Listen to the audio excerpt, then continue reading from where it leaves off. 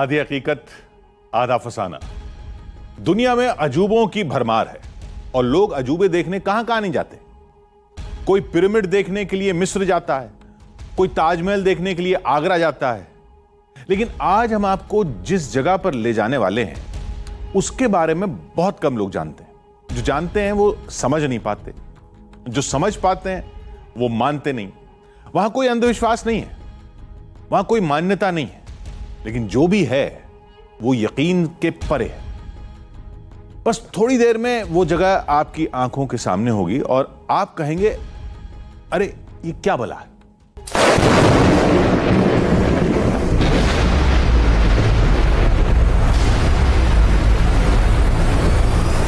आसमान से यहाँ ये डॉर्पर नामक एक अच्छी नस्ल की भेड़ को पालते हैं। पालकर हर साल 40 से 50 लाख कमाते हैं। आपको भी करना है, उनसे सीखना है तो फ्रीडम ऐप को अभी डाउनलोड कीजिए। बिजली गिरती है,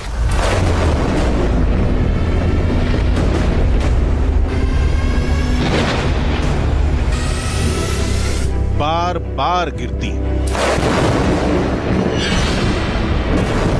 कई बार गरजती है,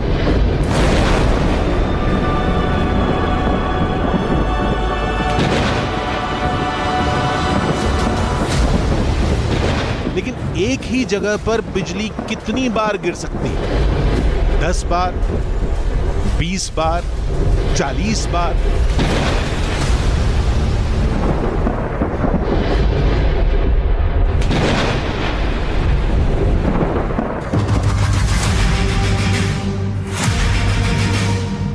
आज हम आपको ऐसी जगह ले चलेंगे जहां एक ही जगह पर, एक ही चीज पर सैकड़ों साल से बिजली गिर रही है, जिसका समय भी लोगों को पहले से पता रहता है। आ गए ना चक्कर? लेकिन दावा यही किया जाता है और हैरत में डालने वाली बात यह है कि आसमान से बिजली गिरने पर कोई नुकसान नहीं होता, कुछ नहीं जलता, बस ये शिवलिंग टूट जाता है।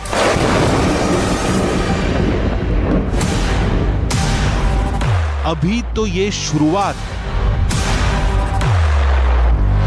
एक और बड़ा रहस्य है। गेहूं के दाने तो आपने देखे ही होंगे, भूरे रंग के छोटे छोटे होते हैं। क्या किसी ने अनार के आकार जितना गेहूं का दाना देखा है, वो भी काले रंग का? बहुत अजीब सी दुनिया है। फंसा देने वाले कई रहस्य हैं जो इंसान के दिमाग को घुमा कर रख देते हैं। आधी हकीकत आधा फसाना की टीम आज आपको हिमालय की उस चोटी पर ले जाएगी जहां सैकड़ों साल से रहस्य की इन पहेलियों ने लोगों को उलझा रखा है।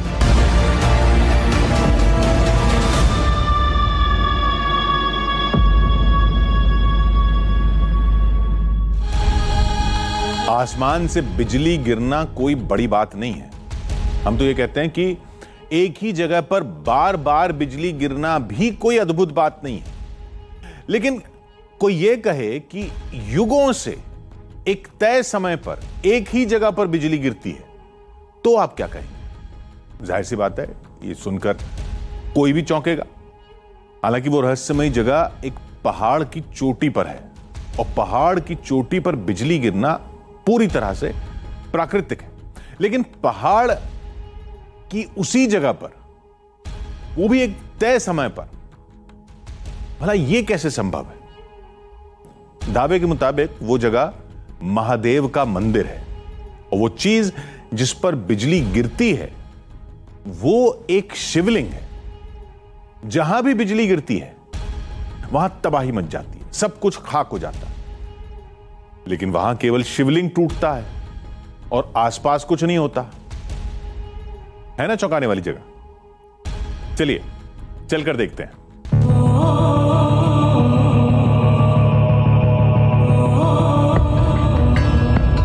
दिमाग कई सवालों में उलझा था, सिर घूम रहा था। आसमान में चमकी बिजली एक ही जगह गिरती है, सैकड़ों साल से गिर रही है और कोई नुकसान नहीं होता। बहुत रहस्यों से सामना हुआ, लेकिन ये गुत्थी कुछ अलग थी। अभी हम सोचने में लगे थे, तभी गाड़ी रुकने की आवाज ने चौंका दिया। क्या हुआ भाई, गाड़ी क्यों रोक दी? गाड़ी सर इससे ज्यादा आगे नहीं जाएगी, इसी से पैदल का रास्ता, यहीं से जाना पड़ेगा। रास्ता बहुत खराब है, गाड़ी जा ही नहीं सकती ऊपर। देख लो, कोशिश कर लो। रास्ता बहुत खराब है, आगे जा ही नहीं सकते। हाँ, रास्ता तो अब गाड़ी के मतलब का नहीं है। तो चलो पैदल चलते हैं। ठीक है। तो बिजली महादेव में जहाँ तक गाड़ी से आया जा सकता था वहाँ तक हम पहुँच गए हैं, और अब इससे आगे का जो सफ़र है वो करीबन 2-2.5 किलोमीटर का पैदल का सफ़र है। पैदल ही चलना पड़ेगा। चढ़ाई तो दिख रही है। अब आइए सफ़र शुरू करते हैं।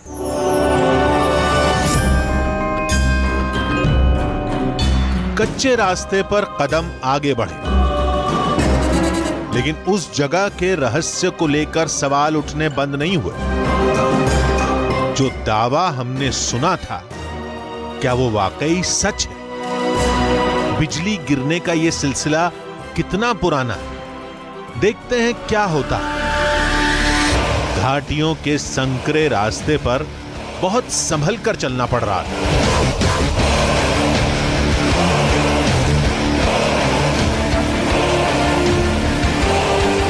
बिजली महादेव का हमारा सफ़र जारी है, लेकिन चढ़ाई बहुत ज़्यादा है और थकान हो जाती है, तो बीच बीच में ब्रेक लेना पड़ता है। अब मैं आपको ये बताऊं कि हम ये इतनी मेहनत मशक्क़त कर क्यों रहे हैं। देखिए, बिजली गिरना एक बड़ा कॉमन इंसिडेंट होता है। हर रोज़ दुनिया भर में सैकड़ों जगह लाइटनिंग स्ट्राइक करती है, लेकिन एक ही जगह पर एक ही फ्रीक्वेंसी से बिजली गिरना बहुत ही रेयर होता है, और यही बिजली महादेव को इतना ख़ास बनाता है। मान्यता ये है कि हर 12 साल बाद इस मंदिर में बिजली गिरती है और शिवलिंग जो है वो टूट जाता है, वापस उसको ठीक किया जाता है, वापस रख दिया जाता है, और फिर 12 साल बाद दोबारा ऐसा ही होता है। अब जाकर देखेंगे, समझेंगे कि आखिर ये सब होता क्यों है।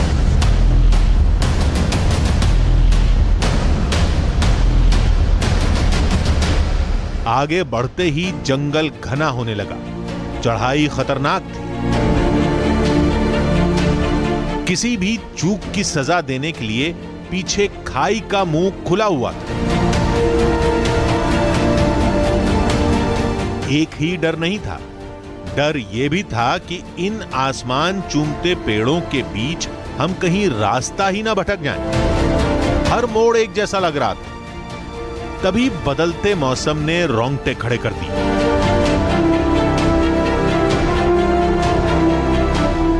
पिछले 2 घंटे के सफ़र में 2 चीज़ें जो हैं वो बिल्कुल बदल गई हैं। पहला तो ये कि जो टोपोग्राफी है वो चेंज हो गई है। जब हमने चढ़ना शुरू किया था तो जंगल इतना घना नहीं था, लेकिन अब जंगल बहुत ज़्यादा घना है। और दूसरा, मौसम बिल्कुल बदल चुका है। जिस वक्त मैंने चढ़ाई शुरू की थी धूप थी, अब आप अंदाज़ा लगाइए कि कितनी तेज़ हवा चल रही है।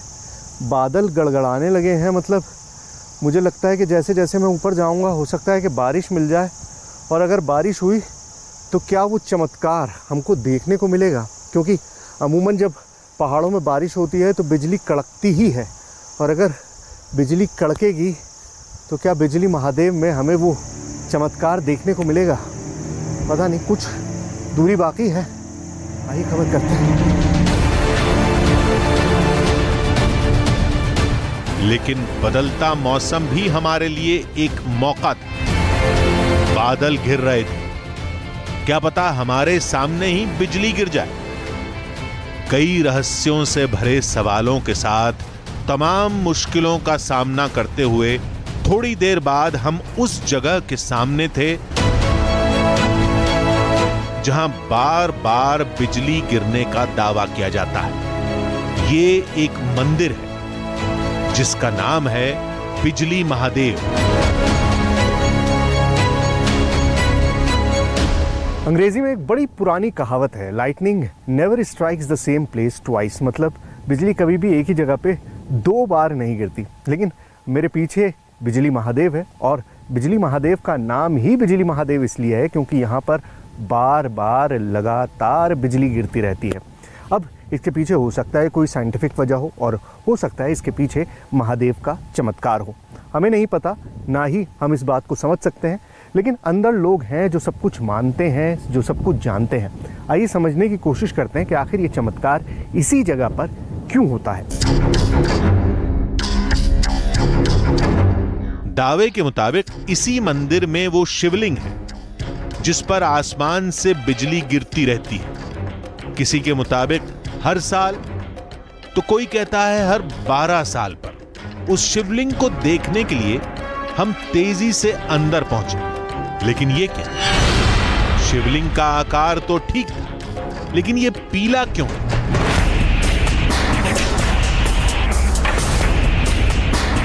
इस सवाल का जवाब तो मंदिर के पुजारी ही देंगे, लेकिन शिवलिंग के आसपास बिजली गिरने का कोई निशान नहीं था। छत भी एकदम दुरुस्त थी, कोई जलने का दाग धब्बा नहीं। फिर बिजली कहां गिरती? जवाब के लिए हमने मंदिर के बाहर सुराग तलाशने शुरू की। तभी हमारी नजर इस खंबे पर पड़ी।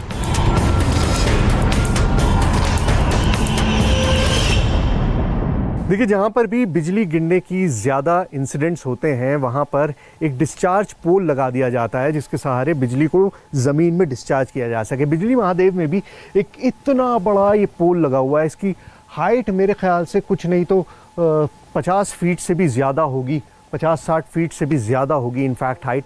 तो एक पोल यहाँ पर लगा दिया गया है ताकि बिजली डिस्चार्ज हो जाए, लेकिन उसके बावजूद भी जो शिवलिंग है मंदिर के अंदर उसमें भी बिजली गिरती है, और साथ ही साथ इस पोल पर भी बिजली गिरती है। मतलब पहले एक ही जगह पर हुआ करता था कि मंदिर में जो शिवलिंग है वहाँ पर बिजली गिरती थी, लेकिन अब दोनों जगह पर, यहाँ पर भी गिरती है और यहाँ पर भी गिरती है। मतलब जो इंसिडेंट हैं बिजली गिरने के वो इनफैक्ट फ्रीक्वेंसी में बढ़ गए हैं और दोनों जगह पर, और इसीलिए ये पोल जो है यहाँ पर लगाया गया ताकि जो बिजली है वो सेफली ज़मीन में डिस्चार्ज हो सके बिना किसी नुकसान के।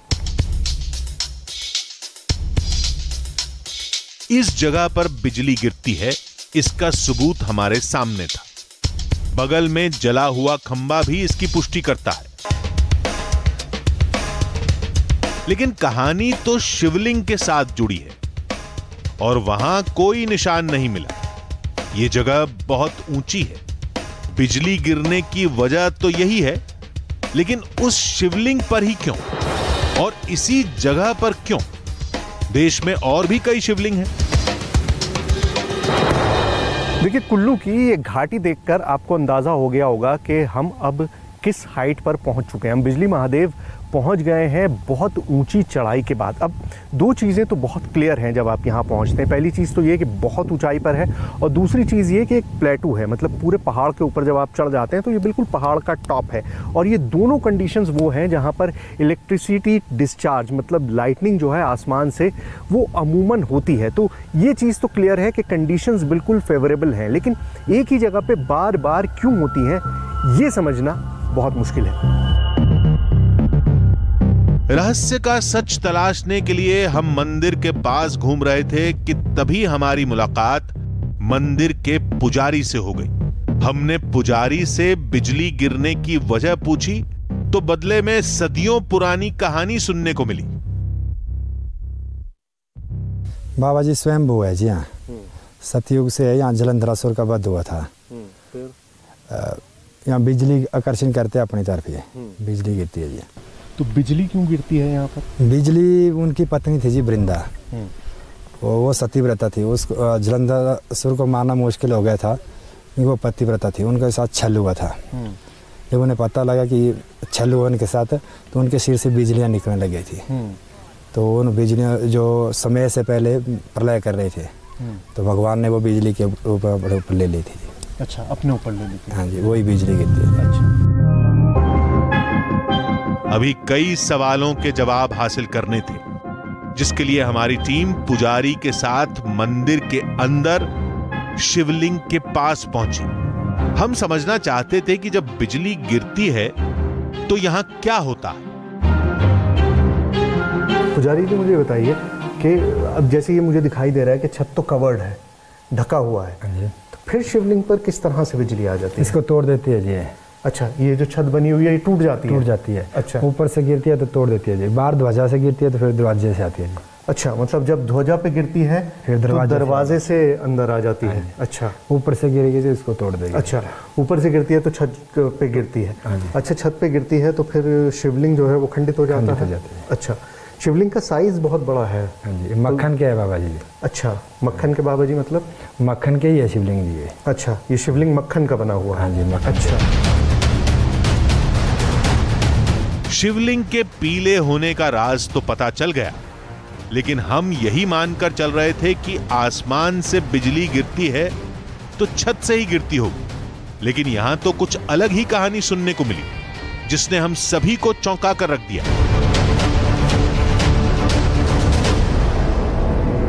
आप ये बता रहे हैं कि जो दरवाजा है, इस दरवाजे से भी बिजली आ जाती है? हाँ जी, जो ध्वजा के ऊपर गिरती है स्तंभ के ऊपर बाहर, तो फिर इधर से अच्छा, आती है। ये जो स्तंभ है, अब स्तंभ तो यहाँ से करीबन कुछ नहीं तो 15-20 फुट दूर है। हाँ जी। हाँ, तब भी बिजली इतने ताकत से अंदर आ जाती है? बहुत फोर्स से आते जी। अच्छा, अब जो कहानी हमें सुनाई गई उसे समझने की कोशिश करते हैं। बहुत ही हैरत अंगेज तस्वीर बनती है। शिवलिंग से खंबे की दूरी लगभग 15 से 20 फीट। दावे के मुताबिक बिजली छत को फाड़कर अंदर गिरती या खंबे पर गिरकर दरवाजे के रास्ते अंदर जाती। यानी बिजली खंबे पर गिरकर खत्म नहीं होती, बल्कि दरवाजे से दाखिल होकर शिवलिंग के टुकड़े टुकड़े कर देती।